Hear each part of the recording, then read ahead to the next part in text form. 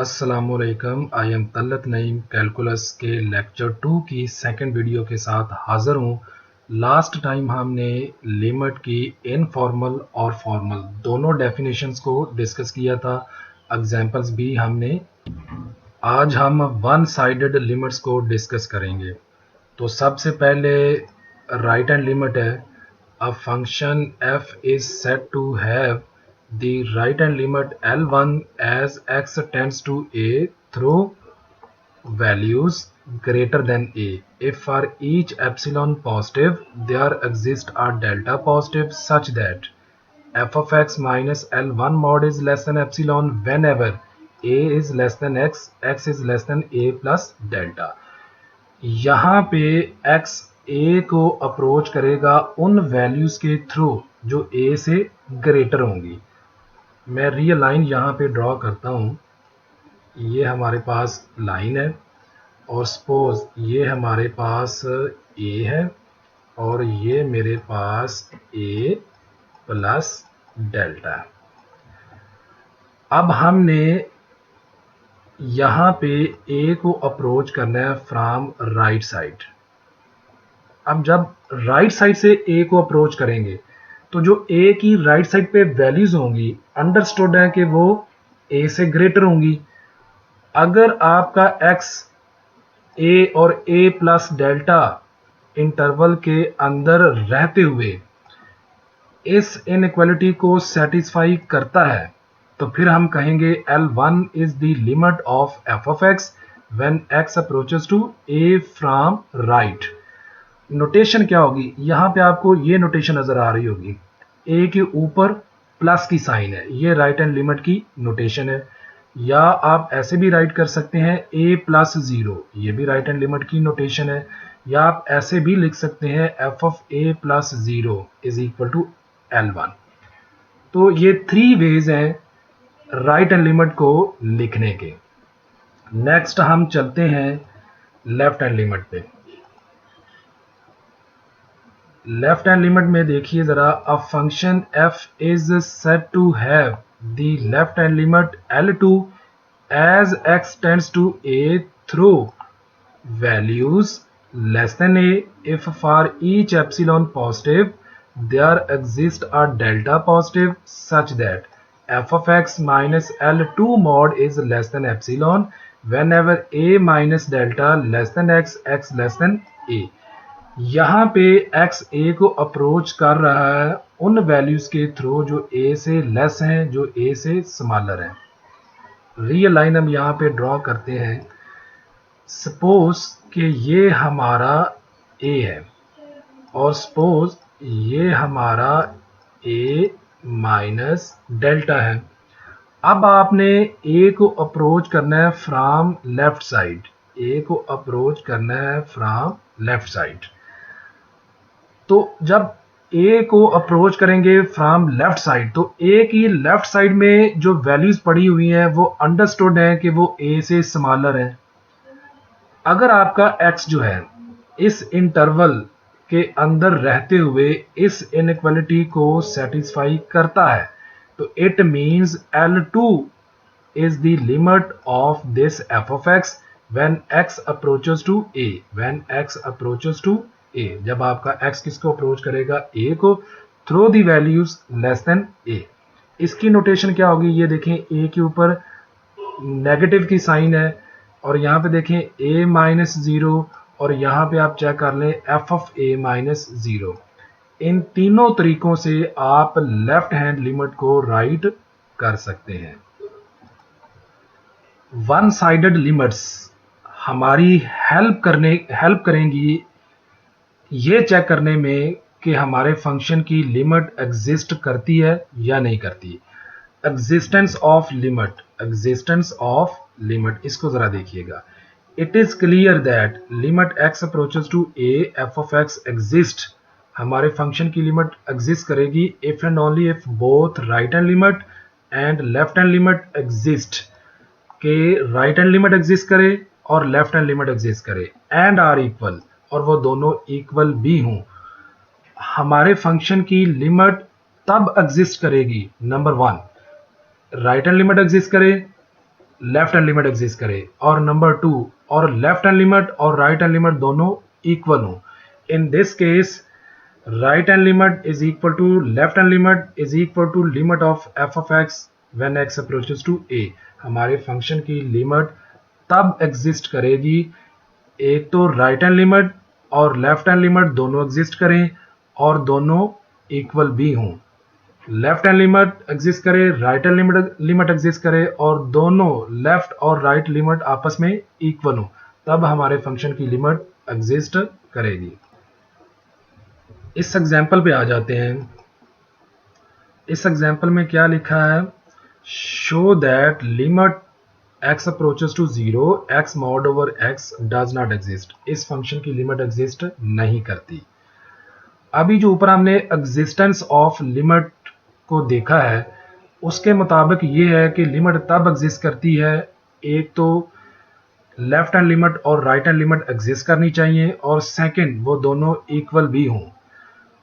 उसी क्राइटेरिया को हम यूज करते हुए यहाँ पे ये साबित करेंगे कि इस फंक्शन की लिमिट एग्जिस्ट नहीं करती।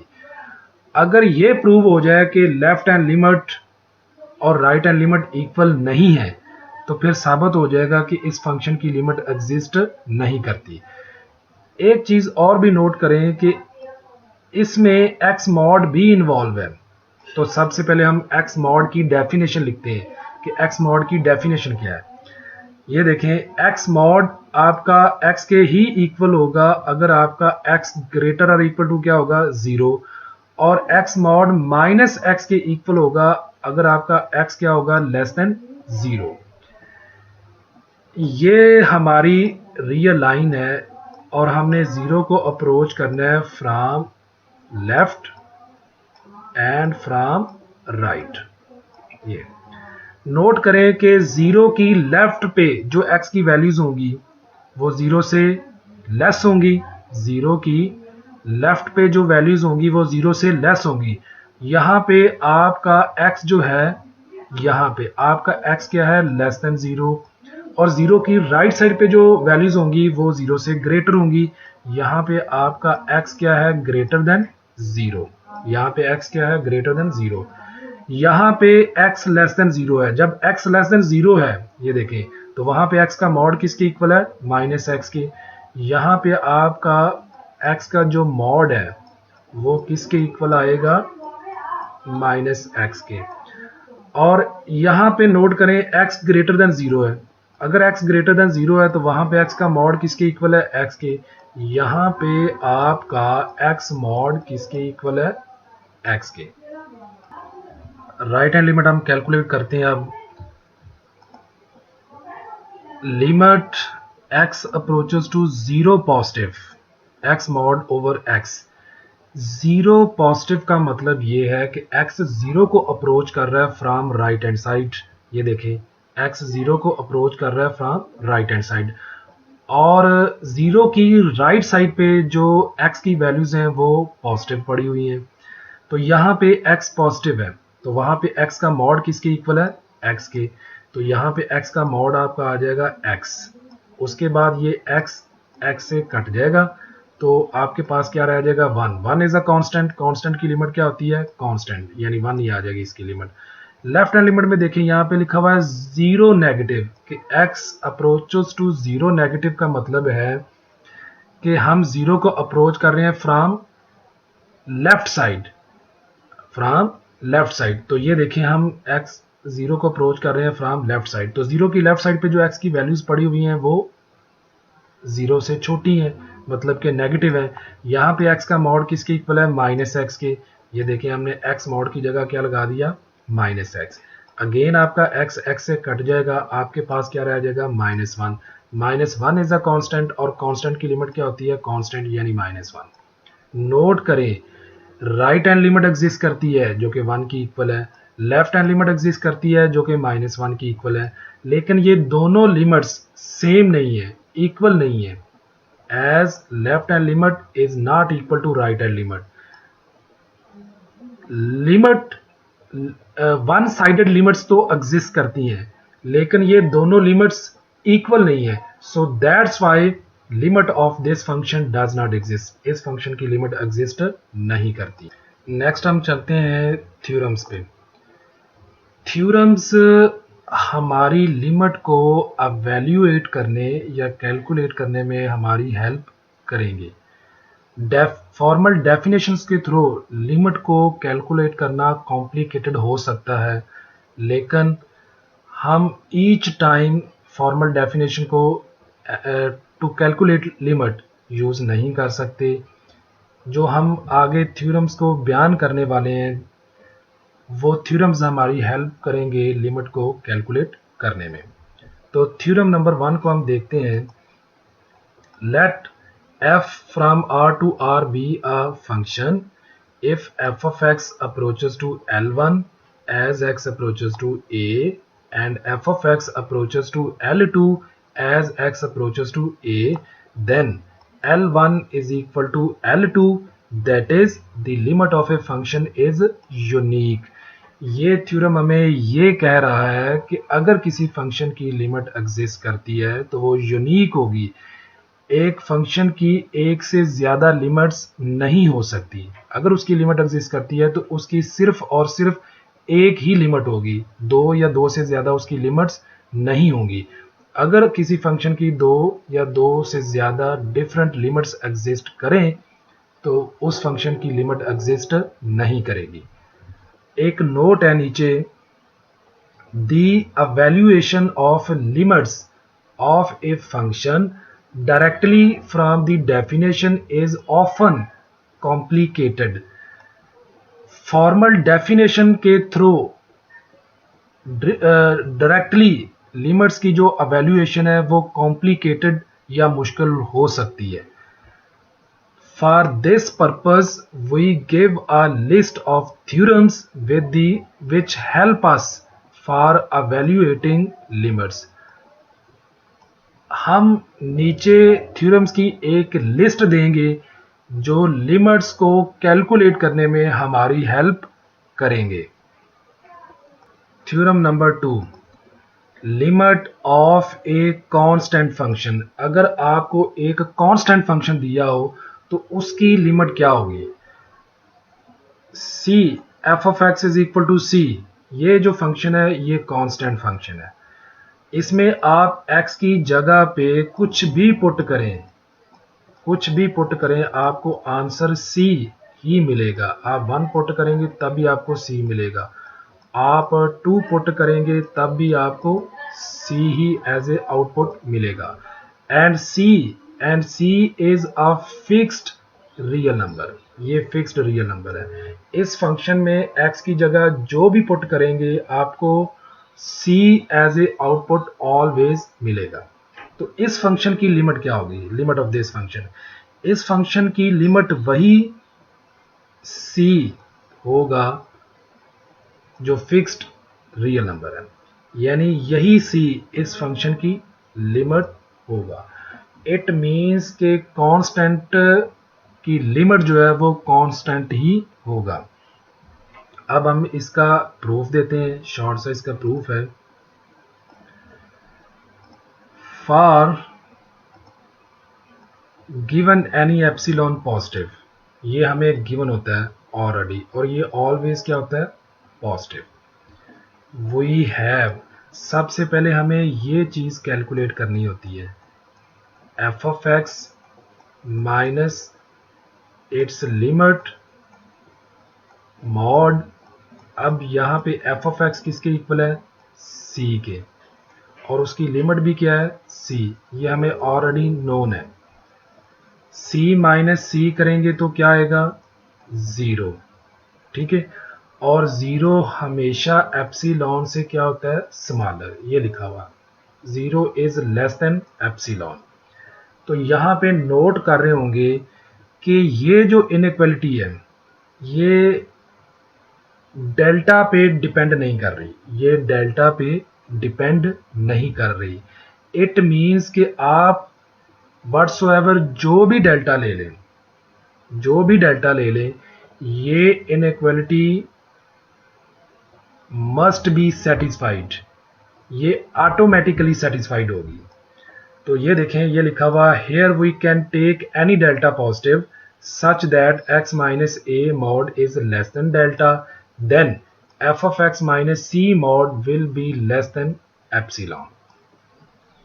So प्रूव हो गया कि इस फंक्शन की जो लिमिट है when x approaches to a वो c कांस्टेंट है, कि कांस्टेंट की लिमिट क्या होगी, कांस्टेंट फंक्शन की लिमिट वही रियल नंबर होगा जो उसकी आउटपुट होगी c.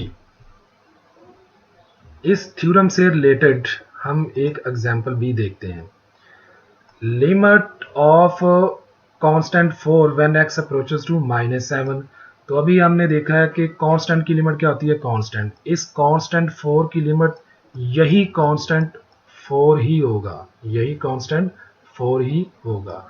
तो ये कितना इजी है कि कांस्टेंट की लिमिट वही कांस्टेंट होगा, इस 4 की लिमिट यही वाला जो है वो 4 होगा. तो ये इसका आंसर है. नेक्स्ट थ्योरम हमारे पास थ्योरम नंबर 3 है, limit of the identity function की लिमिट. आइडेंटिटी फंक्शन ये होता है f of x is equal to x. यहाँ पे जो आप x की जगह पे नंबर पुट करेंगे वही नंबर एज ए आउटपुट आपके पास आएगा. x पुट करेंगे तो x आएगा, 1 पुट करेंगे तो 1 आएगा, और अगर आप 2 पुट करेंगे x की जगह पे तो आपके पास 2 ही आएगा. मतलब कि इसकी इनपुट और इसकी आउटपुट दोनों क्या है, same. If f of x is equal to x for all x belong to R, then limit of this f of x when x approaches to a will be a. मतलब कि जिस real number को x approach करेगा वही real number आपकी क्या होगी, limit. तो आइए इसका प्रूफ भी हम चेक कर लेते हैं. ये हमारे पास फंक्शन है f of x माइनस ये इसकी लिमिट है l, और ये इसका क्या आ गया, होल का mod. f of x function यहाँ पे हमारे पास x है और उसकी लिमिट क्या है हमारे पास a, x minus a mod. अब आपने क्या करना होता है, जब आप ये चीज कैलकुलेट कर लेते हैं x, ये f of x minus l का मॉड, इसको आपने सेट करना होता है लेस देन एप्सिलॉन. सेट करने के बाद आपने डेल्टा की वैल्यू निकालनी होती है. अब ये देखें जरा, x माइनस ए का मॉड लेस देन डेल्टा, ठीक है. अगर हम इसको इसके साथ कंपेयर करें तो हमारे पास डेल्टा जो है ये फिर किसके इक्वल होना चाहिए, एप्सिलॉन के. ये किसके इक्वल होना चाहिए, एप्सिलॉन के. तो ये देखें, this suggest us to choose delta is equal to epsilon. ये हमें सजेस्ट करता है कि हम डेल्टा को किसके इक्वल चूज करें, एप्सिलॉन के. तो अब मैं आता हूं, let epsilon positive be given, then f of x minus a का मॉड. f of x आपका x था, माइनस ए का मॉड, तो इसको हमने सेट करना होता है लेस देन एप्सिलॉन. हमने सेट किया. उसके बाद दूसरी इनइक्वालिटी हमारे पास ये होती है x माइनस ए का mod is less than delta. इसके साथ कंपेयर किया. कंपेयर करने से हमें ये पता चला कि डेल्टा किसके इक्वल लेना है, एप्सिलॉन के. This suggest to choose delta is equal to epsilon. Hence for any epsilon positive we have f of x minus a mod less than epsilon whenever x minus a mod is less than delta. तो यहाँ पे देखें हमने x minus, ये देखें x minus a का mod किससे less है, डेल्टा से. यहाँ पे अगर मैं 1 मिनट रेज कर दूं, ये वाला में जी, x माइनस a का mod by this inequality is less than delta है, और डेल्टा हमने किसके इक्वल चूज किया है, एप्सिलॉन के. तो ये इनइक्वालिटी आपकी होल्ड कर गई, f of x minus l का mod is less than epsilon. अब हम एग्जांपल करते हैं इससे related. Limit of x when x approaches to 4. Identity function की वही लिमिट होती है जिसको x अप्रोच करता है. x किसको अप्रोच कर रहा है, 4 को, तो इसकी लिमिट यही 4 होगा. ठीक हो गया. अब नेक्स्ट थ्योरम हमारे पास है थ्योरम नंबर 4, लिमिट ऑफ ए सम और डिफरेंस। सम या डिफरेंस की limit.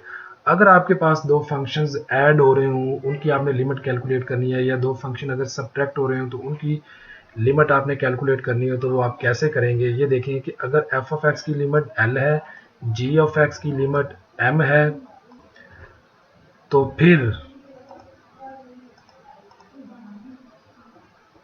F of x plus g of x या f of x minus g of x की लिमिट क्या होगी, वो होगी एफ ऑफ एक्स की limit plus minus g of x की लिमिट।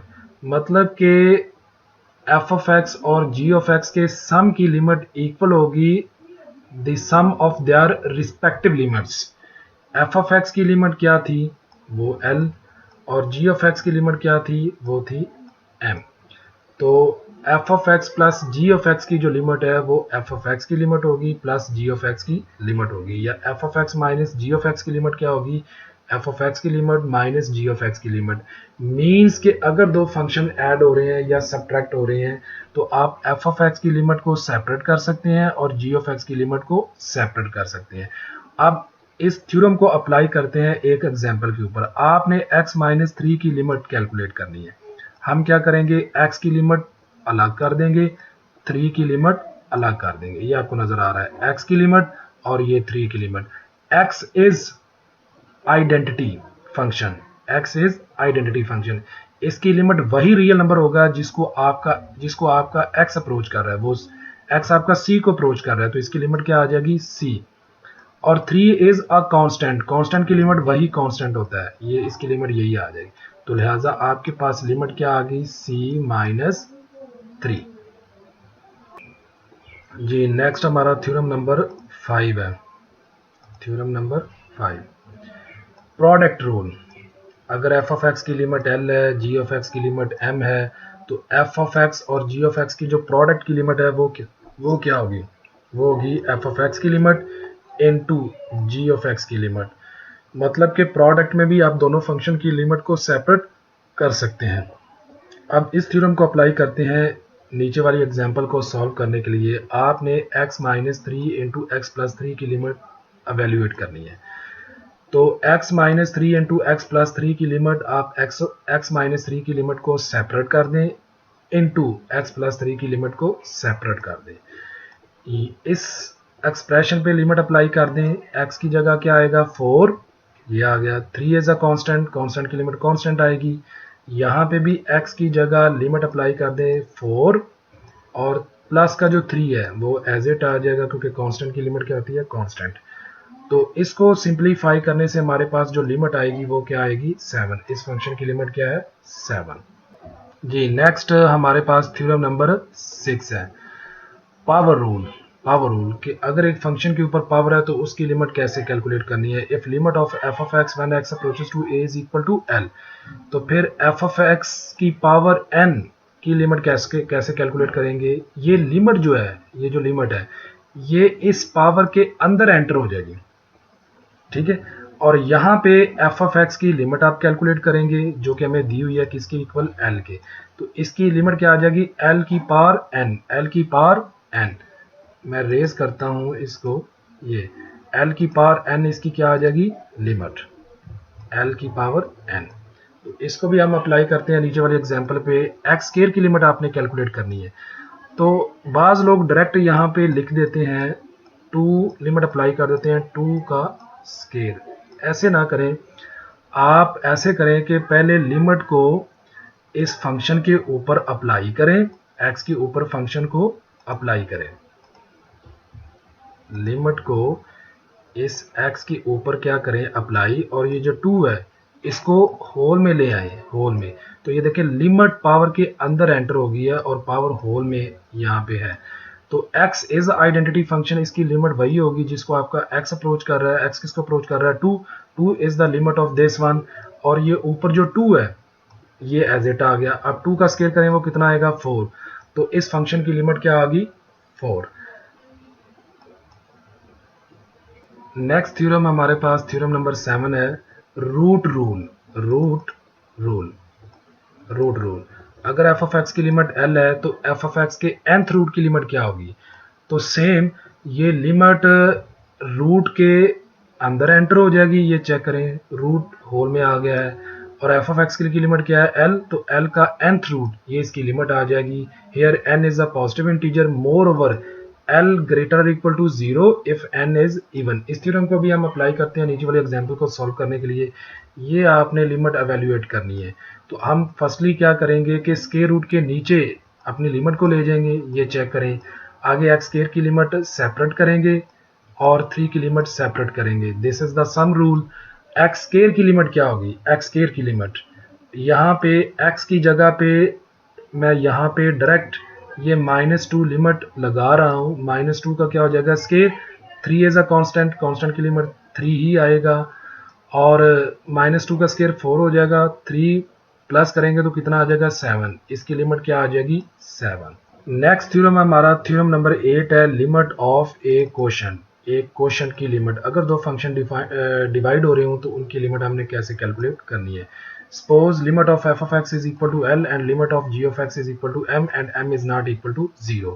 तो फिर f of x over g of x की लिमिट, आप ऊपर वाले फंक्शन एफ ऑफ एक्स की लिमिट सेपरेट कर दें, नीचे वाले जी ऑफ एक्स की लिमिट को सेपरेट कर दें। अब एफ ऑफ एक्स की लिमिट क्या है एल और जी ऑफ एक्स की लिमिट क्या है एम। एक चीज यहाँ पे नोट करनी है कि ये m नॉन जीरो होना चाहिए, क्योंकि अगर m जीरो हुआ तो फिर l ओवर 0 क्या बन जाएगा अनडिफाइंड। तो इसलिए डिनोमिनेटर फंक्शन की जो लिमिट है वो मस्ट बी नॉन जीरो, वो नॉन जीरो होनी चाहिए। आगे limit of inequalities, limit of inequality, अगर एफ ऑफ एक्स की लिमिट l है और जी ऑफ एक्स की लिमिट m है, और ये इनइक्वालिटी हमें दी हुई है कि f of x is less or equal to g of x for all x in some interval around a, possibly except at x is equal to a itself। एक interval के ऊपर अगर हमें ये इनइक्वालिटी दी हुई है f of x less or equal to g of x, तो फिर एफ ऑफ एक्स की लिमिट भी लेस आर इक्वल टू होगी जी ऑफ एक्स की लिमिट से। एफ ऑफ एक्स की लिमिट क्या है एल और जी ऑफ एक्स की लिमिट क्या है एम। मतलब कि अगर f of x g of x से लेस आर इक्वल टू है तो फिर एफ ऑफ एक्स की लिमिट एल भी लेस आर इक्वल टू होगी जी ऑफ एक्स की लिमिट एम से। तो ये है इनइक्वालिटीज की लिमिट।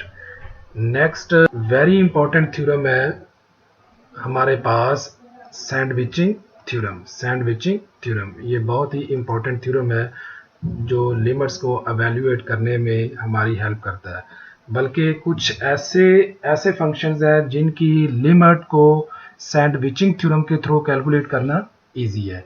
सो ये हमारी काफ़ी सारी लिमिट्स को प्रूव करने में ये सैंडविच थ्योरम हमारी हेल्प करता है। आइए इसकी स्टेटमेंट को अंडरस्टैंड करते हैं। Suppose F G and H R functions defined on this if f of x less or equal to g of x and g of x less or equal to h of x on this domain, and if limit of f of x is equal to limit of h of x, then limit of g of x is equal to a। अब ये theorem क्या कह रहा है, अगर ये inequality आपको given है और जो साइड वाले दोनों फंक्शंस हैं अगर उनकी लिमिट एग्जिस्ट करती है और वो इक्वल है, तो फिर जो दरमियान वाला फंक्शन है g ऑफ x उसकी भी लिमिट एग्जिस्ट करेगी और वो भी किसकी इक्वल होगी, उसी लिमिट की इक्वल होगी जो f ऑफ x और h ऑफ x की लिमिट होगी। अगर f ऑफ x और h ऑफ x की लिमिट l है तो जो दरमियान वाला फंक्शन है g ऑफ x उसकी भी लिमिट क्या होगी l। तो नेक्स्ट थ्योरम पे चलते हैं, zero limit theorem. f of x mod की लिमिट जीरो होगी if and only if f of x की लिमिट क्या होगी जीरो। अगर f ऑफ x की लिमिट जीरो होगी तो फिर f ऑफ x मॉड की लिमिट भी जीरो होगी, और अगर f ऑफ x मॉड की लिमिट जीरो होगी तो फिर f ऑफ x की लिमिट भी क्या होगी जीरो। इन दोनों थ्योरम्स को, सैंडविचिंग थ्योरम और जीरो लिमिट थ्योरम, इन दोनों थ्योरम्स को हम अप्लाई करेंगे नेक्स्ट एग्जाम्पल में लिमिट को एवेल्युएट करने के लिए। तो बड़ी इंपॉर्टेंट एग्जाम्पल है हमारे पास यहाँ पे, limit x approaches to 0 x into sine 1 over x, इसकी लिमिट हमने एवेल्युएट करनी है with the help of sandwiching theorem and the zero limit theorem. जी आते हैं इस एग्जाम्पल पे। ये ज़रा नोट करिएगा, x साइन 1/x का जो मॉड है, मॉड ऑलवेज ग्रेटर और इक्वल टू क्या होता है, ज़ीरो। ज़ीरो तब होगा जब जिस नंबर का मॉड ले रहे हैं वो खुद ज़ीरो हो। अदरवाइज जो मॉड है किसी भी नंबर का वो हमेशा क्या होता है, पॉजिटिव। हम आगे x का मॉड सेपरेट कर देते हैं और साइन 1/x का मॉड सेपरेट कर देते हैं, ये आपको नज़र आ रहा होगा। और मॉड के अंदर ये प्रॉपर्टी मौजूद है कि अगर x इंटू वाई का होल मॉड है तो आप x का मॉड सेपरेट और y का मॉड सेपरेट कर सकते हैं। इससे आपकी ये इक्वलिटी डिस्टर्ब नहीं होगी। एक चीज़ और भी नोट करिएगा कि जो साइन x है हमारे पास, जो साइन x है इसकी रेंज हमारे पास होती है +1 से लेकर -1 तक, यानी साइन की ये रेंज है। तो मॉड का एक रिजल्ट है -a लेसर इक्वल टू अगर लिखा हो x लेसर इक्वल टू अगर लिखा हो +a, तो आप इसको मॉड की नोटेशन में कैसे लिख सकते हैं, x का mod lesser equal to a, आप ऐसे राइट कर सकते हैं। ये मॉड का एक रिजल्ट है। तो अगर इसी को हम अप्लाई करें, इसी रिजल्ट को इसके ऊपर अप्लाई करें, तो इसके मुताबिक फिर जो साइन x का जो मॉड है ये आपके पास क्या आ जाएगा, लेस आर इक्वल टू 1। अब ये देखें, ये यहाँ पे लिखा हुआ कि साइन 1 और x का मॉड जो है वो लेस आर इक्वल टू क्या होता है, 1। तो मैं क्या करूँगा कि इसको हटाकर इसकी जगह पे ये 1 लिखूँगा, यहाँ पे इसकी जगह पे ये 1 लिखूँगा यहाँ पे। तो फिर होगा क्या, आपकी ये इक्वलिटी डिस्टर्ब हो जाएगी, ये फिर रिप्लेस हो जाएगी इस इनइक्वलिटी के साथ, इस इनइक्वलिटी के साथ क्या हो जाएगी, रिप्लेस। तो मेरे पास अब क्या रिजल्ट आया है, अगर मैं इसको रिमूव करूं दोबारा से ताकि ये चीज़ें वाजे हो जाएं हमारे पास, इसको मैं रिमूव कर देता हूं, ये वाले जी। अब ये देखिए हमारे पास क्या आ गया, हमारे पास ये इनइक्वालिटी आ गई 0 less or equal to this function which is given and this is less or equal to this x mod. अब हम throughout the inequality limit apply कर देते हैं, इस 0 पे लिमिट अप्लाई हो जाएगी, इस पे अप्लाई हो जाएगी और इस x मॉड पे अप्लाई हो जाएगी, ये आपको नज़र आ रही होगी। अब 0 इज अ कांस्टेंट, कांस्टेंट की लिमिट क्या होगी, कांस्टेंट 0। x मॉड की लिमिट, तो पहले हम देखते हैं कि x की लिमिट क्या होगी, limit x approaches to 0 x, इसकी लिमिट क्या होगी, x is identity function, x is identity function, इसकी लिमिट वही होगी जिसको x अप्रोच कर रहा है, x अप्रोच कर रहा है 0 को, तो इसकी लिमिट क्या होगी, 0। अब जो 0 लिमिट थ्योरम था उसके मुताबिक फिर x मॉड की लिमिट क्या होगी, limit x approaches to 0 x mod की लिमिट क्या होगी, तो x मॉड की लिमिट भी फिर क्या होगी, 0। तो इसलिए यहाँ पे आप चेक कर सकते हैं x मॉड की भी लिमिट क्या आएगी, 0। और एक चीज़ और नोट करनी है आपने कि ये जो साइड वाले दोनों फंक्शंस हैं f और h, इनकी लिमिट एग्जिस्ट करती है और दोनों की लिमिट सेम भी है और वो किसके इक्वल है, 0 की इक्वल। तो फिर जो दरमियान वाला फंक्शन है, ये जो दरमियान वाला फंक्शन है x इंटू साइन 1/x का मॉड, इसकी लिमिट क्या होगी, इसकी लिमिट बाय सैंडविचिंग थ्योरम वो क्या होगी, वो भी यही 0 होगी। जो लिमिट साइड वाले दोनों फंक्शंस की है वही लिमिट दरमियान वाले फंक्शन की भी होगी। अब हमें तो मॉड की लिमिट नहीं चाहिए, हमें तो सिर्फ x इंटू साइन 1/x की लिमिट चाहिए। तो इस पे हम दोबारा 0 लिमिट थ्योरम अप्लाई करते हैं कि अगर इस मॉड फंक्शन की लिमिट 0 की इक्वल है तो जो मॉड के अंदर फंक्शन लिखा हुआ है x इंटू साइन 1/x, उसकी लिमिट भी फिर क्या होगी, 0।